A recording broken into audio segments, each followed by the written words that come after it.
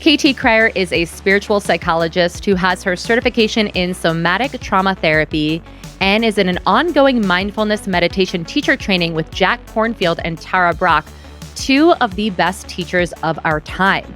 She created her own soul-based life method, and this is not just a program, it's a philosophy and a way of life. It's rooted in the belief that within each and every one of us exists a deep well of wisdom and potential waiting to be unlocked.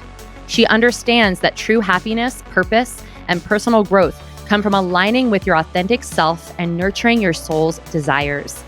The SBL Method, for short, is founded upon the principles of transpersonal psychology, somatic trauma therapy, mindfulness meditation, and visualization. And welcome, KT, who is also one of my best friends, onto the pod. Hi. Thank you so much. I'm so excited to be here. And this is what we do every day anyways, so we might as well record it. I know. So KT and I would call them our soul walks together. I don't know if you're always going on a walk, but I'm usually taking a long walk. And we just get into the craziest conversations. And we're always saying, we should just record these. This is a podcast right here. So hopefully we can share with you guys what goes on in our crazy brains. I have an alien emoji next to her on my phone because we always talk about really weird stuff. I have the moon emoji for you because when I met you, that's what came through. I put an emoji next to everyone, and Mac uses a dragon. I love that. Well, it makes sense. I think I told you that when I was getting into tarot, the card that would always be pulled that represented me was the moon card. And then when you told me that, I'm like, that's creepy. And then when you were at my house, we pulled those cards. I have the dragon oracle deck. We were just having fun pulling cards. And of course, the fucking moon dragon came out right away. I was like, all right, I guess this is just what it is. Your essence. 2024 is the year of the dragon. Oh, hell in the yeah. Chinese zodiac. So when yeah. was it last the year? When was it last the year of the dragon? I can tell you in a second. I was wondering if it was 88 because that's no. when, it wasn't. Well, yeah, actually, it was February 1988 through February 1989. Yeah, so that was the year that I was born. So that's what I thought was the dragon year. So I'm wondering if that's going to mean anything for me this year. I don't know. Like a rebirth. I do feel that. I do feel that. You know, last time that you were on the podcast was 2 years ago in January. I looked it up.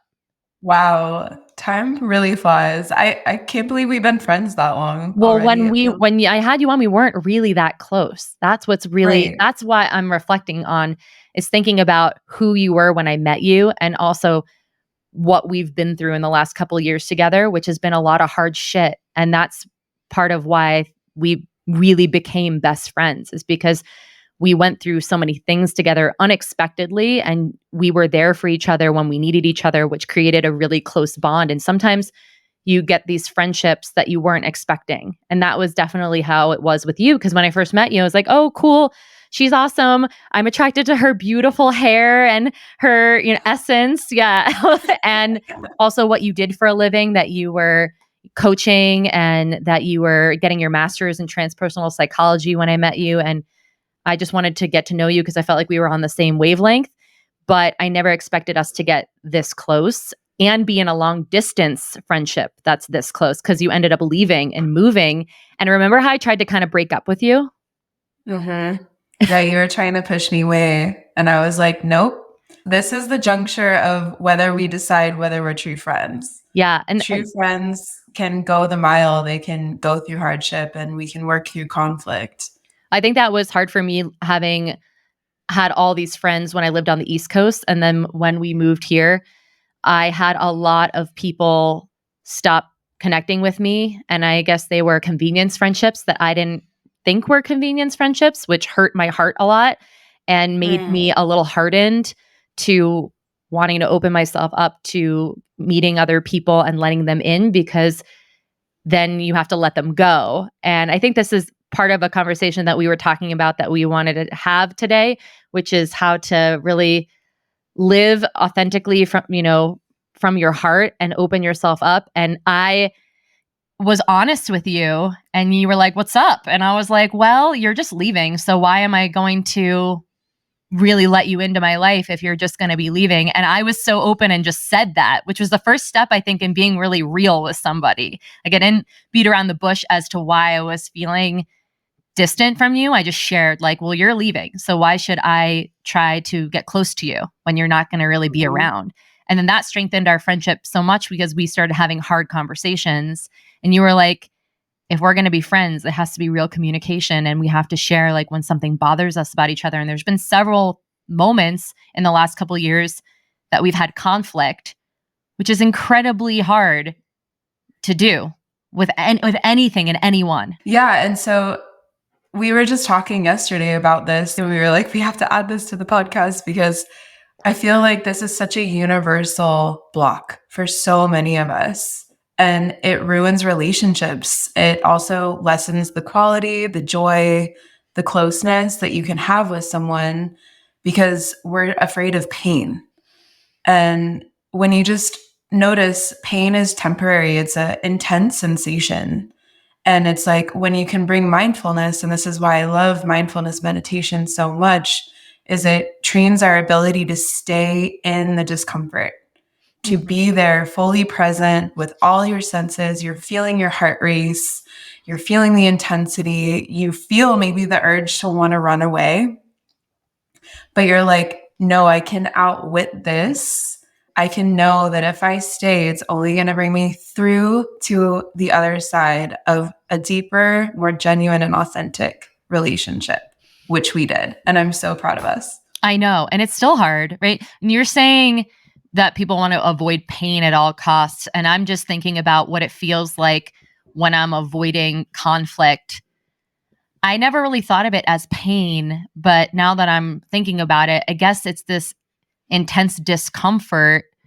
So that is pain. Like, it doesn't have to be like, there's so many ways that we can define pain, but I suppose that is a pain point in a way when you're feeling really uncomfortable. And I think for a lot of us, we get anxious and avoidant. And so we'd rather just disappear.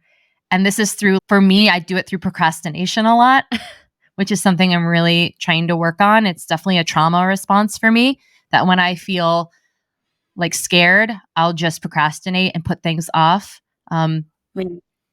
or avoid like a hard conversation. Not as much now. I feel like I've grown a lot with that. And it's almost kind of freeing once you open yourself up to having these hard conversations.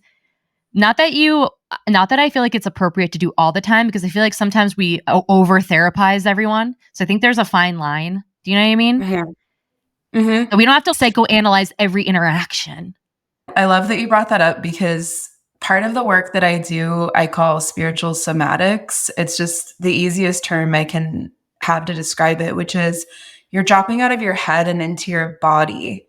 And when you're more aware of your body's sensations in relationship to another, if there's really something blocking you from being able to show up as your authentic self in that relationship, for example, maybe there's something the other person said that is just repeating in your mind and you can't let it go, and it's taking you out of the present moment with that person. I would say that's something really important to clear with the person so you can get it out of your energy and then you can flow with the other person again. How do you know if kind it's of this mind body awareness? How do you know if it's you or if it's them, or does it matter? And what I mean by this is if you feel like you have some rumination going on, right, about what somebody said, but it's because maybe it's a mirror for you and it's not really, they didn't mean anything by it at all. Like, it really isn't them, but this is a you problem. How do you feel you can decipher that? Because that's something I think about a lot when I am bothered by something. I will check in with myself, and I typically put it on myself. Maybe I don't need to always do that. I think most people put it on other people and say it's their fault. I'm the opposite, where I tend to put everything on me and blame myself, that it's my own insecurity or something that's creating the issue. How can you tell? I think part of it is incorporating into our lifestyle the pause. It's what I call the pause. And it's just when you take a step back, you take a breath, and you look at your thoughts you look at your emotions, and then you ask yourself a question like, is this my stuff or is this their stuff? And then you investigate to gain insight from your own inner wisdom. And you'll know. My number one thing is just trust yourself, trust your instinct.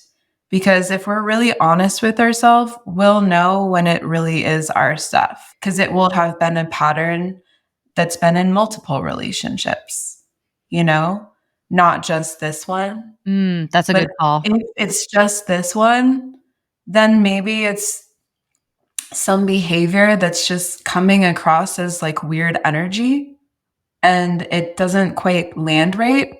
And we can bring that up in a way where we're not attacking or accusing.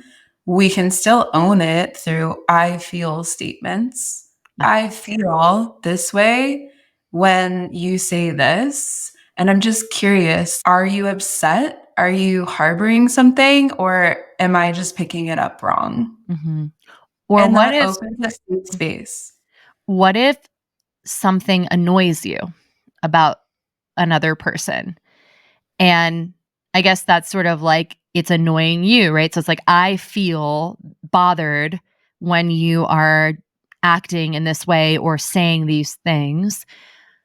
How would you navigate a scenario like that? And just quickly, I was talking out loud in my car about this with something, and I was like, okay, so if I feel a certain way about this person, what's my tolerance for it? Is it something that I really need to bring up? Or maybe I can just appreciate that we can be more than one thing. There can be aspects of relationships that we don't really love about a person. We're not fond of something, but then there's all these other positives that this person has and brings to the table. So rather than feeling like that kind of, for me, diffused it. And then I was like, why am I getting bent out of shape about something that's kind of small in the grand scheme of things? But I also think that when we're overloaded in life, sometimes we can get annoyed by things that we might not necessarily get annoyed by if we're more in a relaxed state and we're happy and everything's going well in our life. So that's another kind of gauge, I think. Because everything could be like, oh, this person's fucking annoying. This is annoying, Like the tolerance can go down too. So I think I just literally was talking out loud in my car like that. Okay, so what is my tolerance for this behavior? People are more than one thing. I look like a crazy person as I'm driving, and it's okay to not like everything about a person. In fact, that is silly.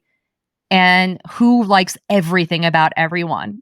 That's silly. Oh, yeah. We're so complex and multifaceted. And I think it's honestly so many different layers to this. People can trigger insecurities in you. Mm-hmm. People can have traits that you don't like in yourself. You could have a need that you're not willing to speak up about, and you're annoyed because that person keeps doing something that's not giving you what you need, but they have no idea because you're not saying anything, so they think it's fine. That's why communication is so powerful. You just find out. And I think this is actually making me remember a conversation we had where you told me every time we talk on the phone, you feel like it's the KT show.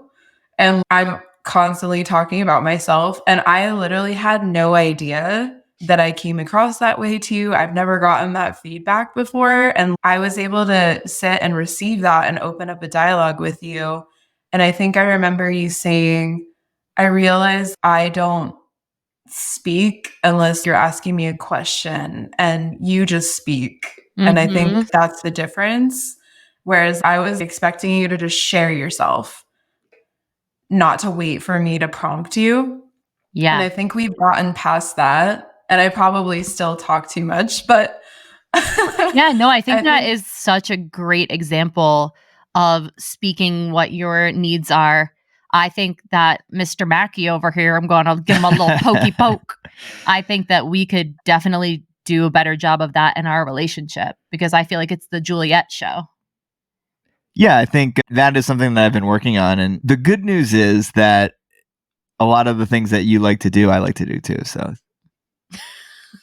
But and then it makes it easy. I know he's Mr. Positive and agreeable, and I love that about Mackie. And I've always tried to get underneath and be like, that can't be possibly true. You're just being agreeable to be a people pleaser. But that's another way where we might like over therapize things that we don't need to. Okay. I've read so many self-help books, and this is like literally my whole life is learning about this stuff and coaching that he doesn't need it. He's actually, when he's telling me that, he's being truthful.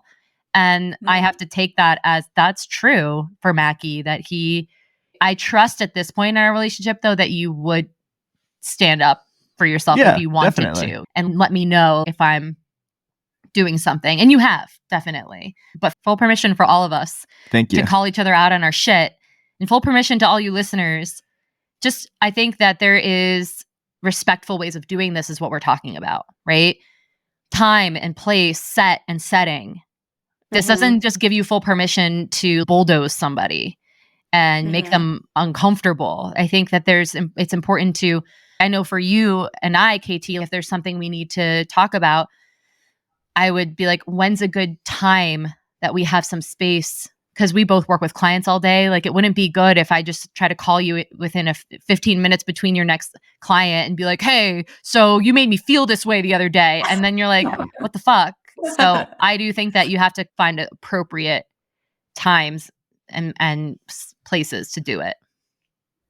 Yeah. And I think that's a higher awareness that you can bring into a relationship or a friendship, is caring about the other person's emotional well-being and their energy and their time, and realizing it's both of you that matter. It's both of your needs that matter. It's both of your voices that matter.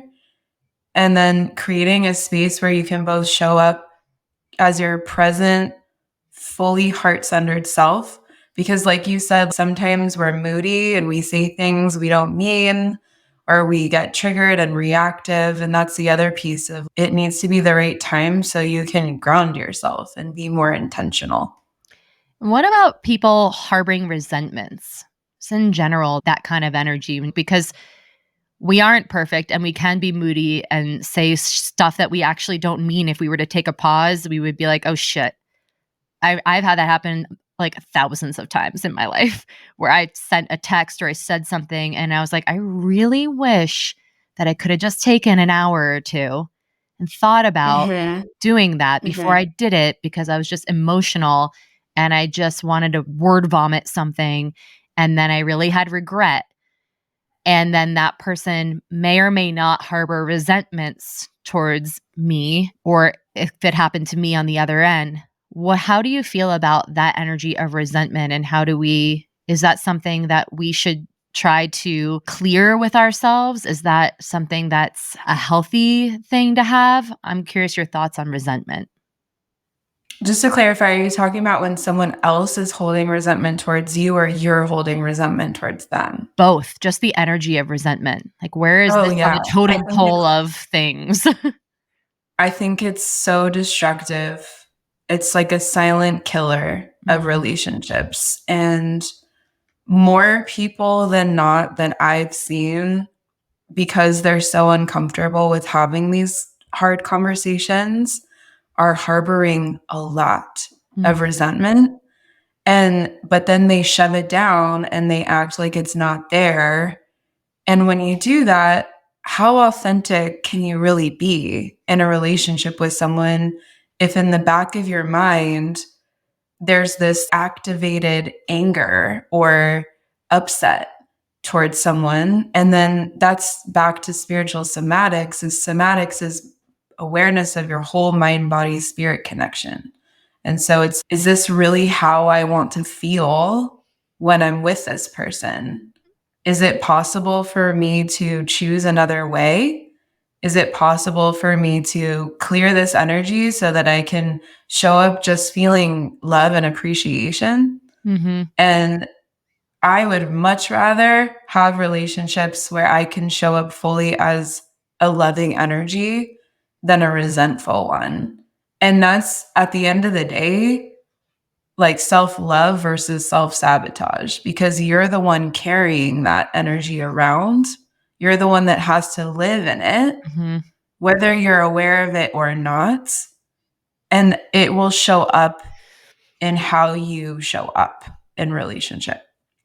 Absolutely. Not even just in the relationship that you're holding resentment towards, but other ones too, because it's just this energy now that you carry with you. And it's like, that's your norm. That's your baseline, is just being resentful. And so it's easy to then just do it to other people too. And I think that you might feel like in some way you're punishing the other person by having this silent stuff going on that they don't even know about. They're not even aware. So they're just fine. They're living their life unaware that you are thinking and feeling all of these things. But really, you're poisoning yourself, like you're talking about. You're affecting your own health and well being. Yeah, because at the end of the day, we all crave love and connection. We all want to feel safe. We all want to feel loved. We all want to feel like we are a part of something bigger than ourselves. And when we build walls, we're literally like, you can't come in here. You have a 10-foot barrier around me and you have to stay over there. And that's actually starving you of having people get close to you and provide you with all of those more emotional needs. Yeah. And a lot of people go around, I don't need that. Mm. I don't need intimacy. I'm good with just casual. And it's like, really? Are you sure? Well, but then are you drinking too much, eating too much, numbing yourself with Netflix? Are you like, all these side effects happen? So that's a byproduct of being miserable, actually, and not living a soul-based life like you share with people. Yes, it's like low vibrational coping mechanisms versus high vibrational coping mechanisms. And what I mean by vibrational is the energy that it creates in your body. So if you're aware of your somatics, if you're dealing with, okay, I have this need for a connection, so I'm going to watch a rom-com, and feel in your body, how fulfilling is that? For me, if I'm replacing actual real relationships with television or a story, I feel empty still. I think a lot of people do that with like binge watching their shows and getting so invested in the characters. I've definitely am guilty of this. Not necessarily, maybe it is now a little bit of a replacement since I'm trying to still grow my own social circle here in Boulder. If anybody from Boulder is listening, I am starved for your connection. I'm just kidding. Like 1-800, hit me up. They're missing out on an amazing friend. No, but KT, I joke that. Did you ever see that movie, I Love You Man, where he's getting married and his fiance sets him out? I Love You Man? No. Oh, it's so funny. If anybody's ever watched I Love You Man, so Paul Rudd, he's getting married and he doesn't have a best man. And so his wife to be sets him up on all these first dates with different guys. And so that's been me for the last 2 years in Boulder. I just go on all of these first dates with people. And oh man, I've met some really weird people. So you don't have to be friends with everyone, guys. I'm putting myself out there and I'm trying, but it's been a really funny, and KT knows because I'll call her after and be like, so I went on another first date with this woman and here's how it went. And I have to like debrief with KT. I know. And I have to remind you, you don't have to hang out with people that you don't like. I know. And then, because it is that's a really good message. Because I've been like, oh, am I now indebted to this person in some way? Like they want to hang out again, but I like don't want to. It really does feel like that energy of dating to find a romantic partner.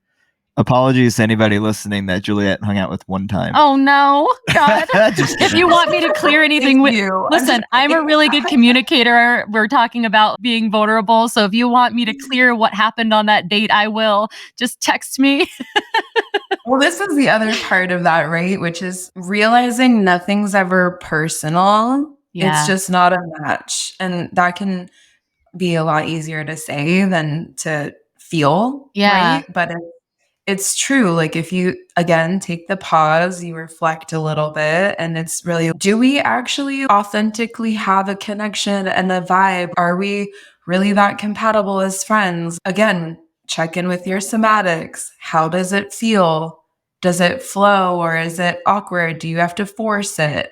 Just like dating. And do you know that we after all one understand. time, or do you have a 3-time rule or something? Or I think I can know after one time. Like if I really walked away feeling like crappy, then I don't want to give it a second go. But if I think maybe you're a little unsure, then I always had that rule with fitness classes that I would do 3 of them. Just because when you first go, it's very overwhelming and you're like, oh my God, I don't know the steps or I don't know what I'm doing here. So I'll give myself the chance of doing it 3 times. Then if by the 3rd time I was like, I didn't enjoy that, then that's like, all right, I'm good on that. I don't need to do Zumba. Well, I think remember when you were saying how you met Mackie? First, it was you just were like, oh, cool. He's like a cool guy, but you didn't really think anything else of it. Mm-hmm. And then it developed into a more romantic relationship over time. Yeah. I think like with that, it's you didn't really know until you went a few more times to hang You out mean a year and a half? together. Yeah, I didn't want to put you on blast, but I recently asked Mackie, I was like, so were you interested in me right away? Yeah, it developed over time. No. Yeah. Both did not have attraction for each other. How crazy is that? It was like that's really mutual, non-instant attraction in that way, just friendship. Yeah, but there's something that kept you going back.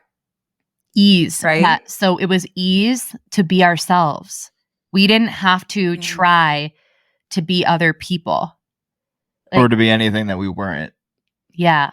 And laughter and playfulness, which I think is huge, which is why I love you, is because we can be so playful. Like the last time that you were here visiting, and we went in the pool at my gym and we were playing with the pool toys and the noodles and the weights, and we were making up moves and we were like just like pushing each other underwater and like cracking up, and we were acting like we were 11-year-old girls together. Yeah.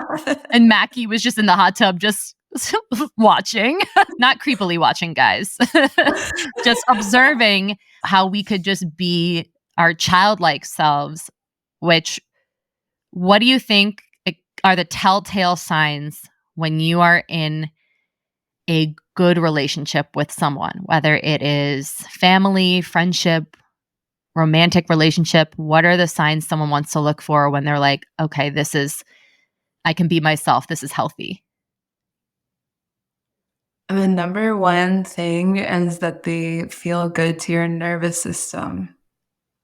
Explain that a little bit more, because the nervous system is something that I don't think a lot of people understand. It's very touted right now as nervous system regulation and dysregulation, and I don't think many people even truly get what does that mean.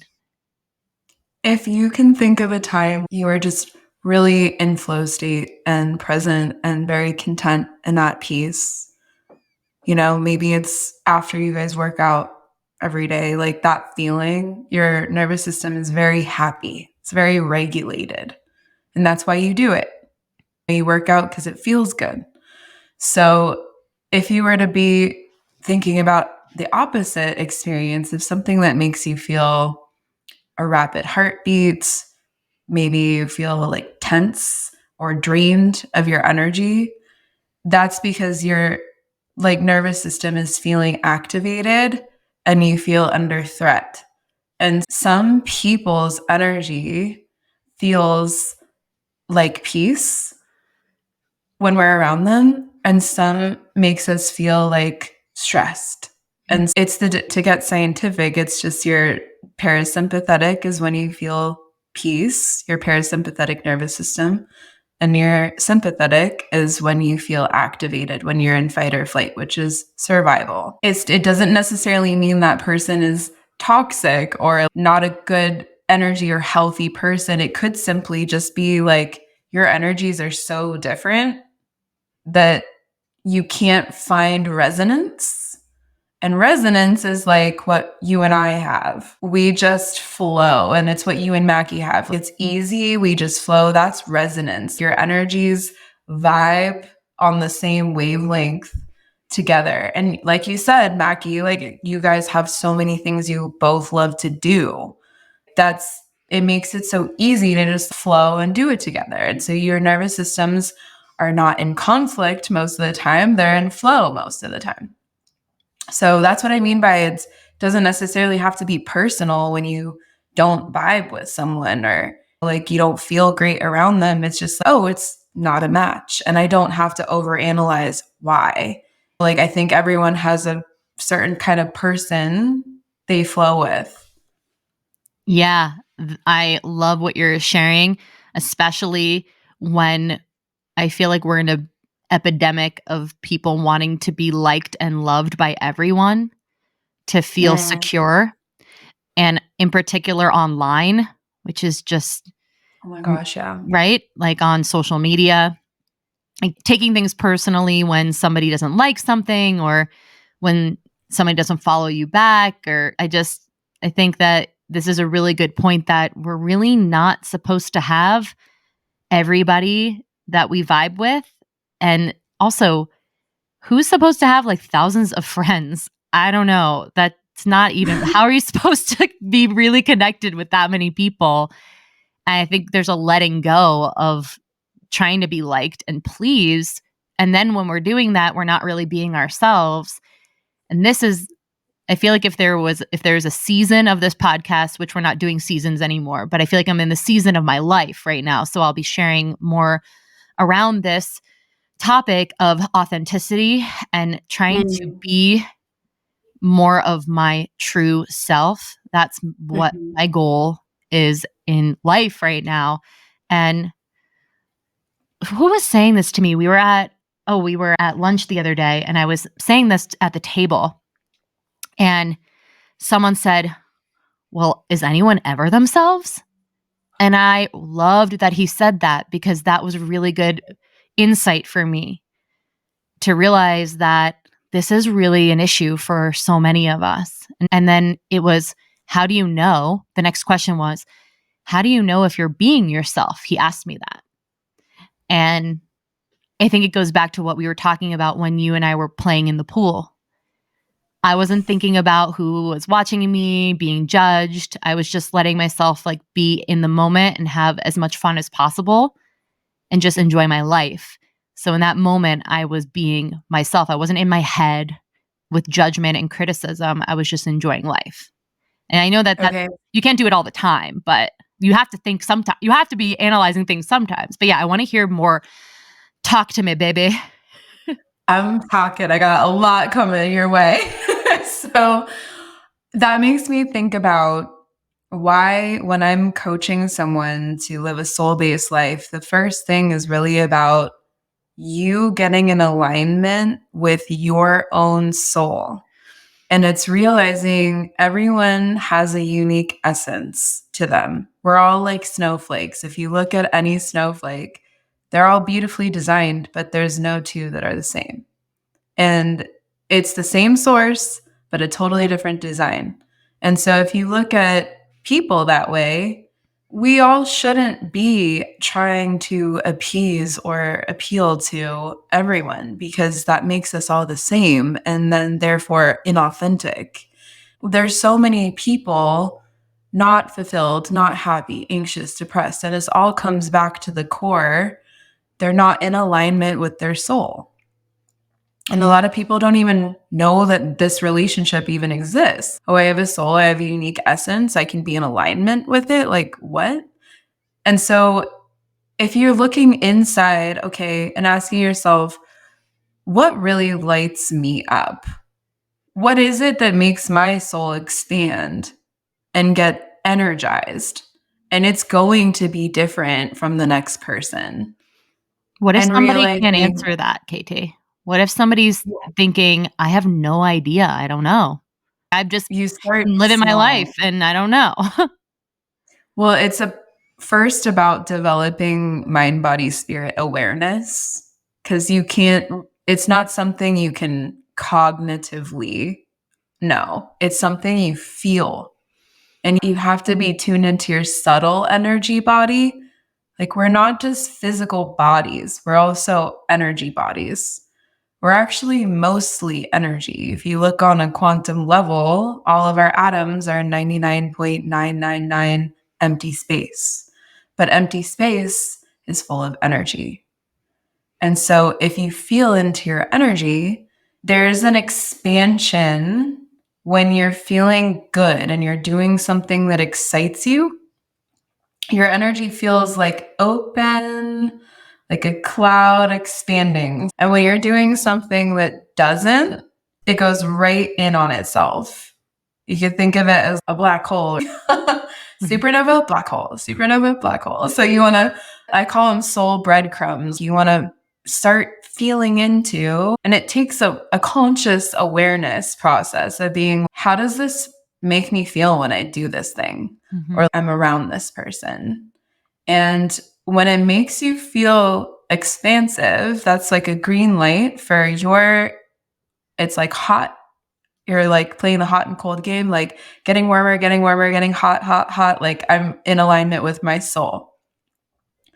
And what happens to your energy is it becomes magnetic and people feel it when they're around you. Sometimes people even glow, like their energy just like glows. You when I met you. Aw, that's why I was attracted to you, because I'm attracted to people who glow. And when I see somebody that it has nothing to do with what somebody looks like. This isn't a beauty thing. This isn't they're hot. Nothing. It's not like that. It's like some people just have this energy to them. And I always thought of it as like this charisma that they carry with them. And we all know, though, that charisma can be a little misinterpreted sometimes, because sometimes you end up finding a narcissist. So, but she winks at me. We've all been in those relationships before.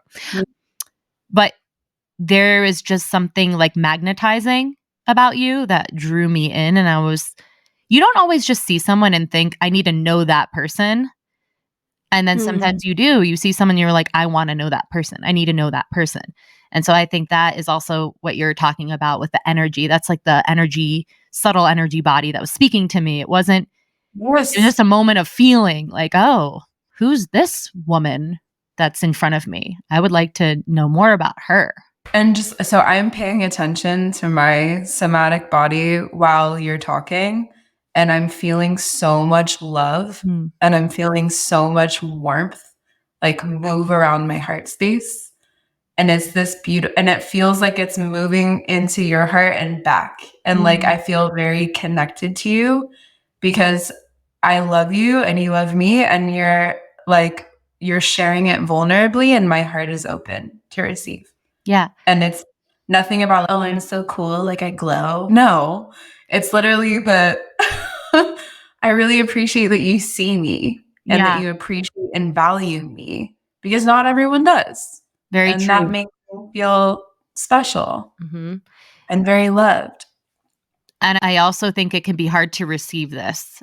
So an example is yesterday, I received a really heartwarming message on Instagram from a woman, and it was so interesting. I was feeling insecure.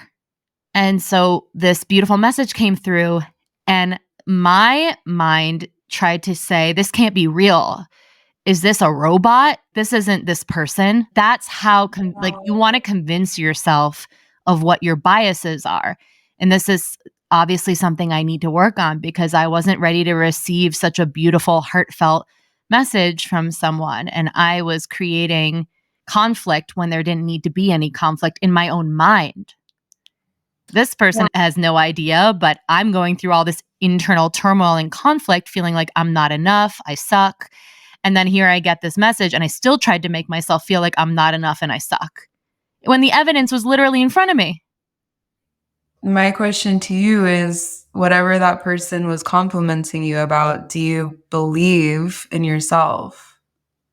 Yeah, this is what I'm trying to work on. What's funny is they were sharing with me that they thought that I was super authentic and coming from my ego and wanting to help people, which is all true.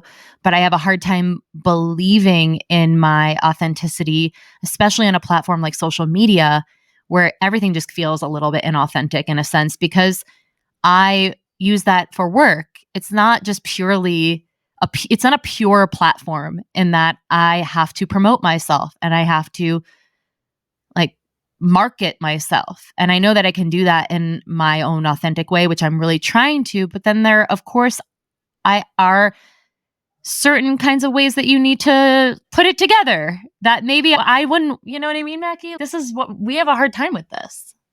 Yeah, I think a lot of times the marketing angles of things is you have to point out the problems, whereas we are more a little bit solution oriented and looking at the positive side of things of here's what you can do versus speaking to the potential customer of here's all of your problems and this is why you need to listen to me. Which I actually haven't done on social media. Right. Which I'm proud of. I don't think you have to, I said this on the last podcast, parrot what everybody else is doing to be successful. And we can define success in different ways. And I think one of the ways that I feel most successful is when I'm being myself. I feel icky when I'm trying to like fit into some mold. This is the perfect example of listening to your somatics.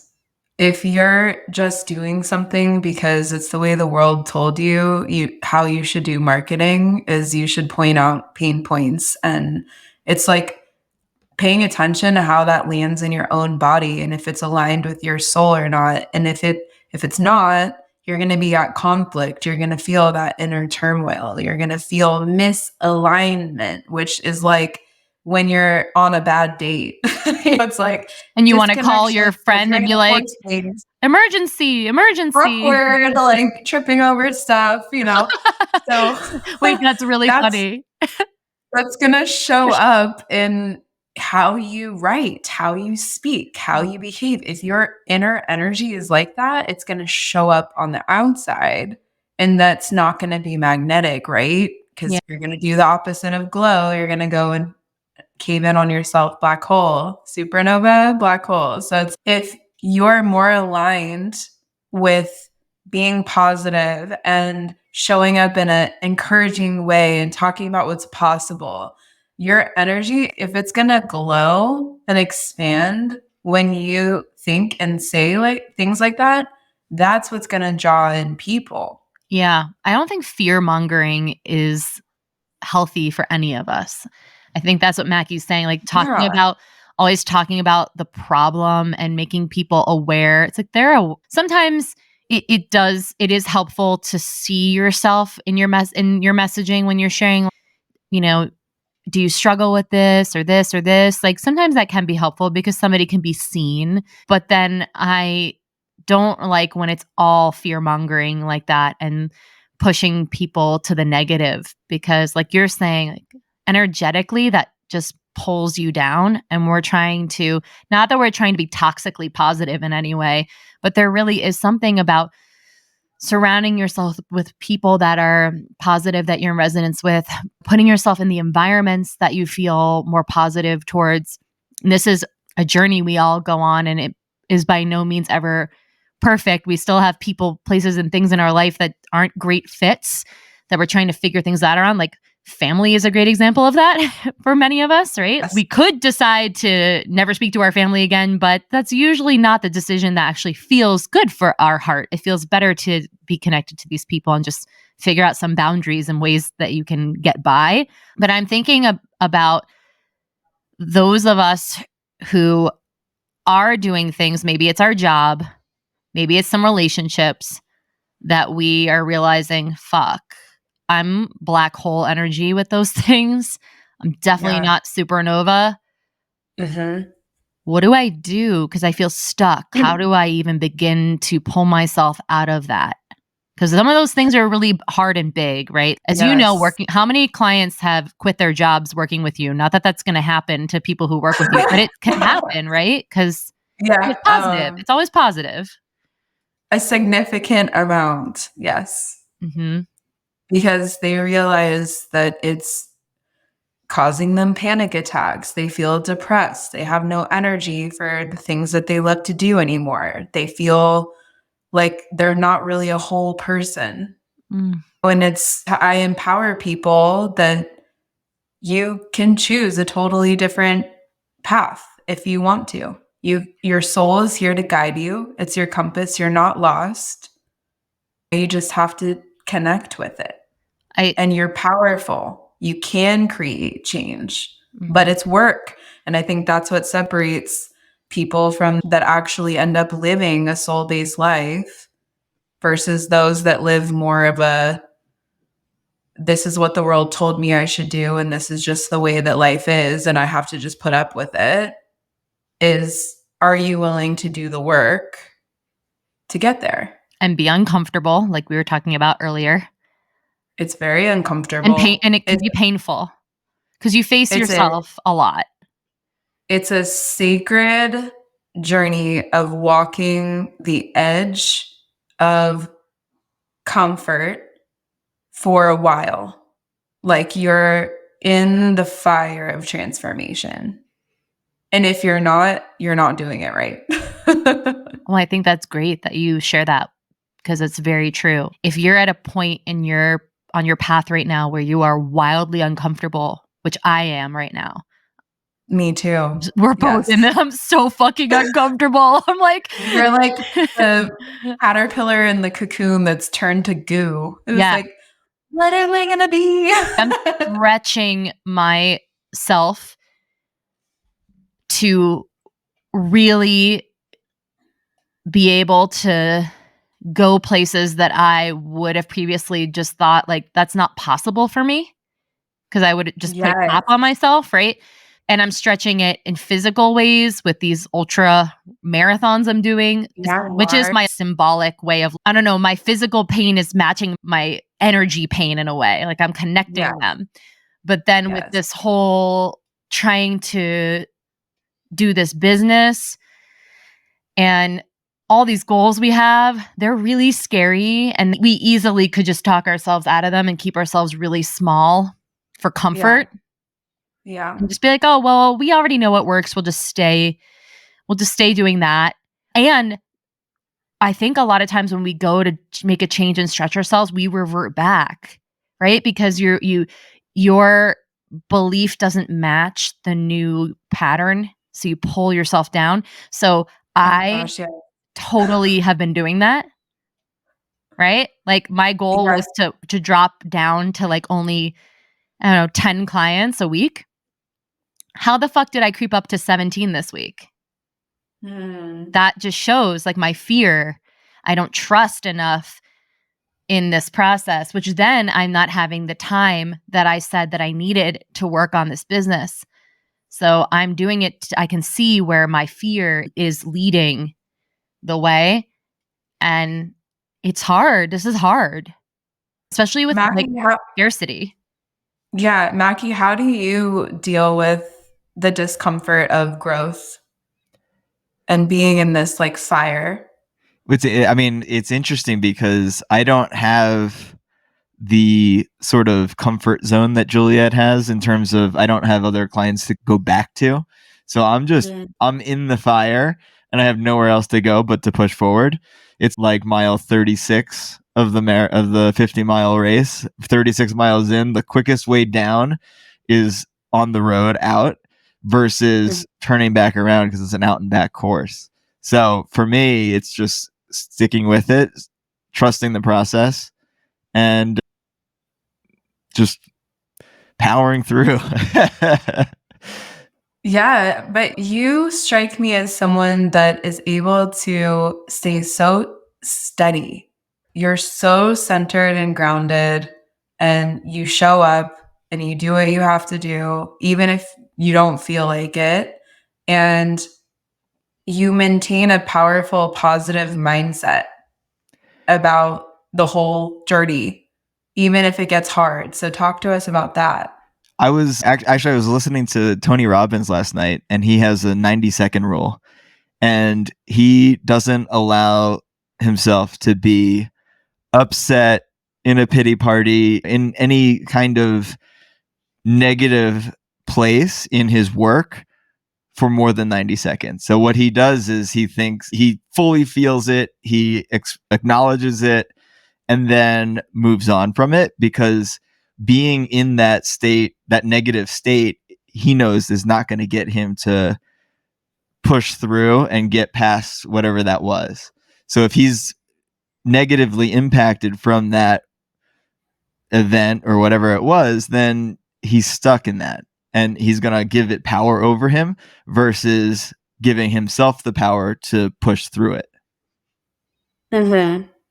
So after that 90 seconds, what are you telling yourself in your head to empower yourself?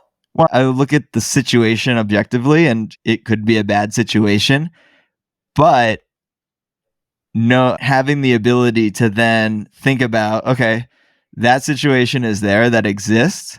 If I'm going to let it negatively impact my mood or my emotions for the rest of the day, that's going to make my work worse. And so the idea being that if I can get back into a more positive mindset and do some good things with the rest of my day, then I'm able to get back on track. Mm-hmm.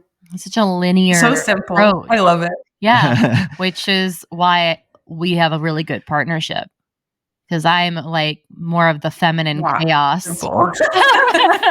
Yeah, it's not. But I do like this because there's tips and tricks with mindset that we can all adopt.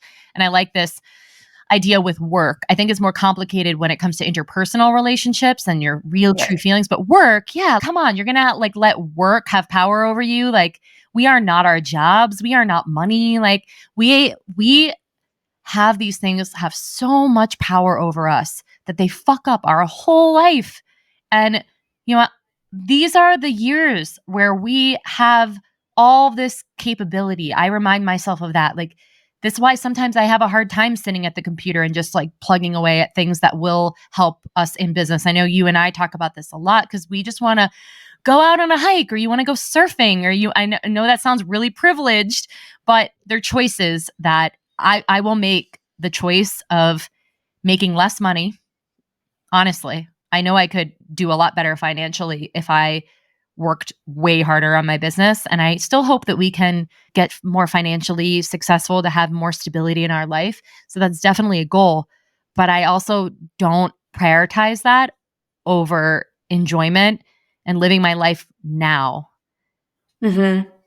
It's hard. Yeah, there's such an American cultural concept of the entrepreneur and what that looks like, and the sacrifice that you have to make in order to make it, to succeed. And I'm having a hard time with that. I definitely adopted that because I was like, maybe that's what I have to do. Maybe I have to just be on my computer all day long and work, and invest in all these different areas and just sacrifice right now being in nature, going and doing things that fill my soul, dating, all this stuff, like just to make it. But I'm paying attention to my body once again, my energy, my soul, my fulfillment levels.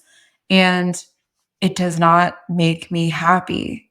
And so it's okay, like, where's the middle path here? Because success isn't guaranteed.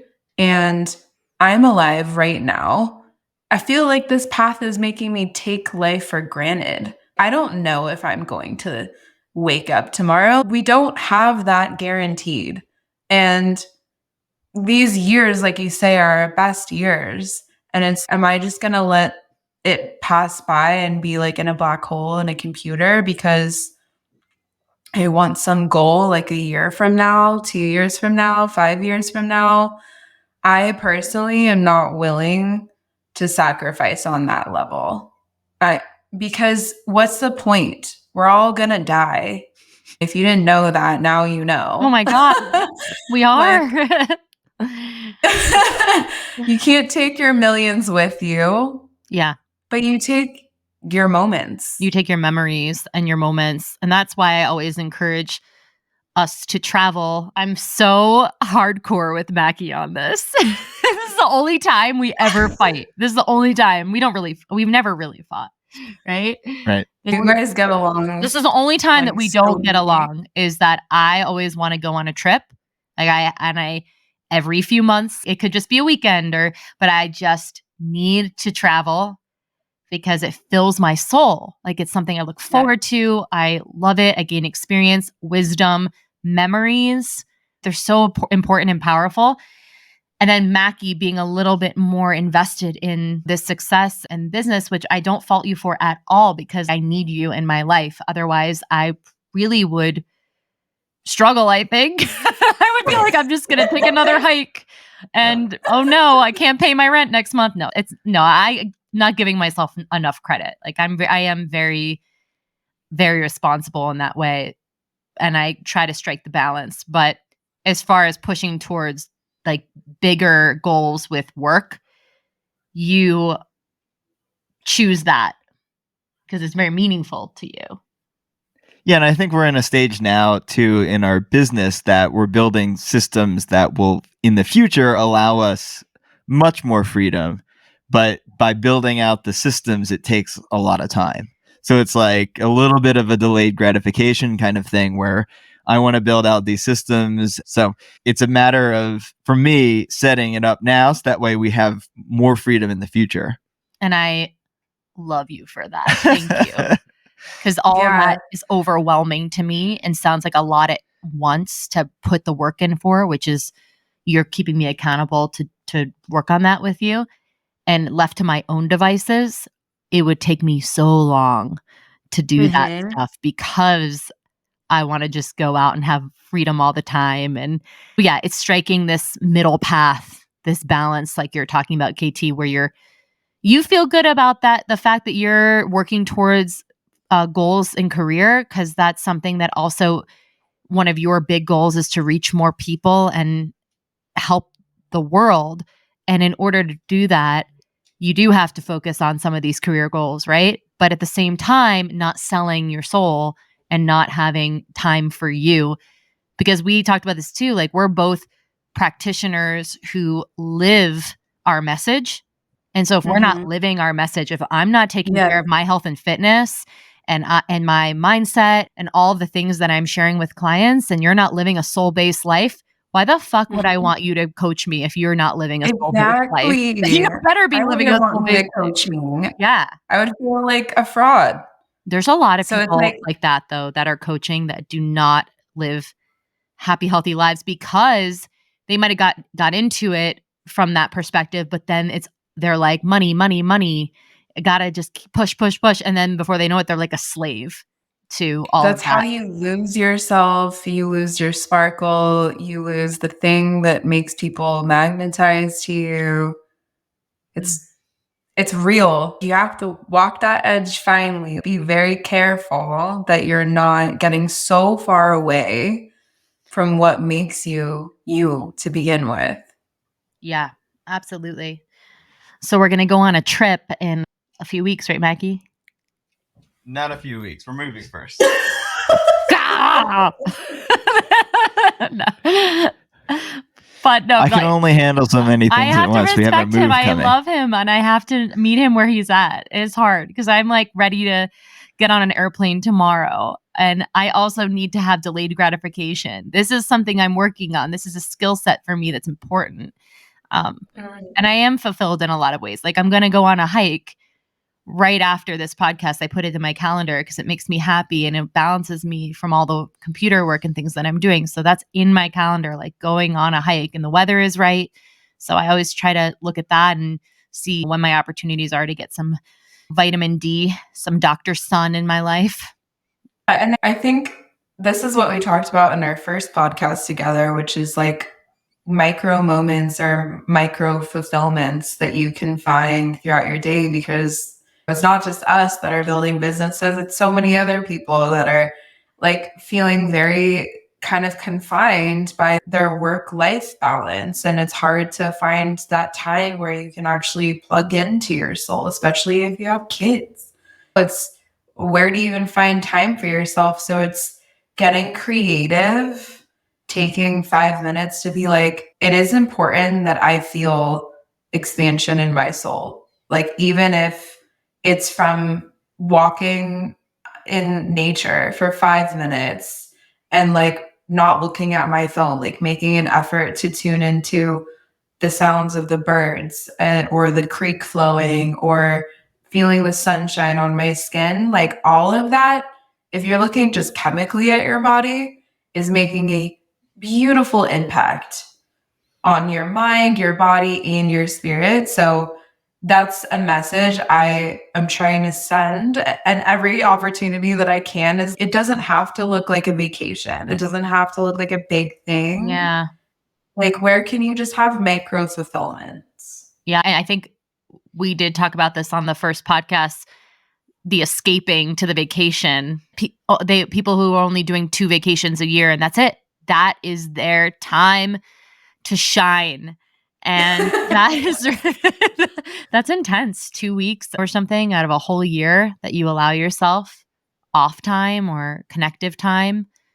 And that just goes by so fast. So yeah, every day or every week at least, trying to put in things that give you these micro fulfillments like you're talking about, and finding things that expand your energy. And I know for me, taking this hike today, like I'm looking forward to it so much. And we're going to wrap up the podcast in a minute because it gets dark at 5:00 here. And if I don't leave soon, then I'm not going to be able to do it with the lights still. We are past 5 p.m. though, as of today. We will not have another 5 p.m. or 4 something sunset until November. That's amazing. I love our chats. We can do this more. I would love feedback from the listeners. You want me to have KT on more? Because I mean, I do. I talk to KT every day of my life and we just talk about stuff and share so many great things in this podcast. I'm so grateful for you and, you know, who you are and what you're doing and just being yourself. It's refreshing and I love you. Aw, this is so much fun. And I feel like we've both grown so much since our first podcast. I really do feel like we're just having one of our phone calls and you're just letting other people in on it. And Mackie, I want to have more phone calls with you too. This is fun. And I love hearing your insight. Patch me in on your phone calls. Yeah, we'll have to do like the 3-way chat. That's funny. All right. Well, where can we find you? Yeah, where can people go? You have a beautiful website. I love your website. Thank you so much. thesoulbasedlife.com is my website, and all of my information, other ways to contact me are in there. Everything about the Soul-Based Life Method, what a session with me is. I have a retreat coming up in June where we'll do a live-aboard catamaran sail around the remote islands of La Paz.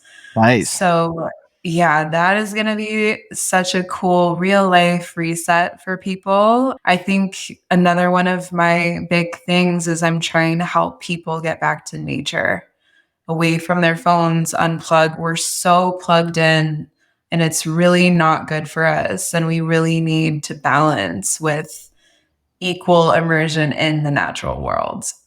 We will link to all of that in the show notes. And then lastly, you just reminded me of something. Do you think if someone gave you $10,000 that you could not use your smartphone for a month? Yeah. Yeah. Okay. So for anybody else out there, me too. Take it away from me. I don't want it. So Mackie, same thing, right? You were like, yeah. I would do it. So I just saw this challenge. I'll send it to you. I don't know, but this podcast is going to come out. I think we only have a couple days left to do this. So I don't even know if this might just be for us 3. Sorry, listeners. But Siggy's, the yogurt company, put out this contest that you have to write an essay about why you would benefit from not using your smartphone for a month. And if they pick you, they're picking 10 people.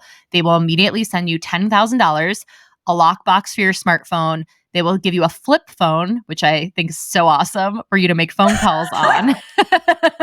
Imagine if all 3 of us got it and we were just flip phoning away talking to each other. I'm going to write the essay for sure. We have to do that at the end of today. I think it's due in a day or 2. I'll send you the link. I'm like, pick me. I don't want this thing anymore for 30 days, 10 grand. Let's fucking go.